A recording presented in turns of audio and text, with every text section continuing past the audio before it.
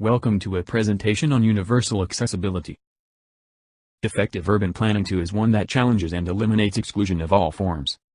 Designing for universal accessibility means ensuring that the urban realm can be accessed, understood and used to the greatest extent possible by all people regardless of age, gender, income, and ability.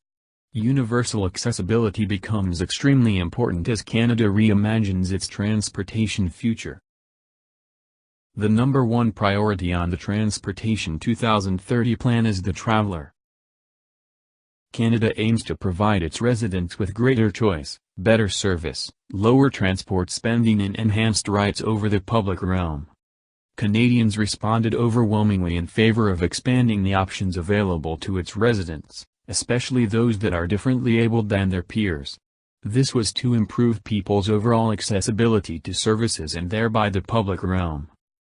Canada stares at a future with an aging population thanks to lower fertility rates typical of developed countries, offset only in part by immigration. An aging society must account for the accessibility needs of its residents. Seniors are at comparatively greater risk to suffer exclusion than their younger counterparts. Additionally, physical disabilities can curtail one's chances of effectively partaking in societal functions and contributing to the process of nation building. It is no coincidence that increasing age is correlated to physical disabilities that can cause exclusion. In order to achieve universal accessibility, we must therefore make our pedestrian environments attractive and uniformly usable. Land use and transport plans must aim to achieve densely built urban form with mixed uses to minimize the need for travel.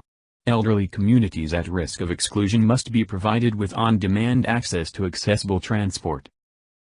Making improvements to physical infrastructure such as sidewalks and keeping them free of snow, ice can inspire confidence among those that are capable and yet fear being outside. A compact, dense built form with adequate mixing of land uses can inspire more interactions while also encouraging sustainability. Humane cities, not showpieces. A reliable public transport system that takes good care of its patrons is absolutely necessary. Through regular services, wheelchair-friendly entry, seat reservations for elderly, the public transport system can encourage universal accessibility. Exclusions can also be on the basis of affordability. Fear of unsavory incidents such as mugging can cause people to stay away from the public realm. Since the purpose of taxation is fundamentally redistribution of wealth, can our cities cross-subsidize free transit while providing residents equitable access to opportunities?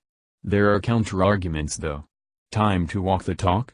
Are our transport systems esoteric and out of reach of ordinary folk? Can we reach our residents with simpler modes of information transmission while conveying it effectively? Universal accessibility can also be assured through provision of safe and accessible pedestrian crossings that prioritize flesh over aluminum boxes. Children are often unsafe in a car-centric society where their ability to indulge in outdoor activities is often weighed against the convenience of the car. Can land use plans ensure the safety of their play areas through zoning? Traffic calming measures can humanize streets while creating interesting urban spaces suited for the consumption of the young and elderly, rich and poor. By encouraging information communication technology and work-from-home cultures, automobility can be curtailed even as accessibility expands. These measures are only a few among a bouquet of measures available to expand and universalize accessibility. Thank you for your attention.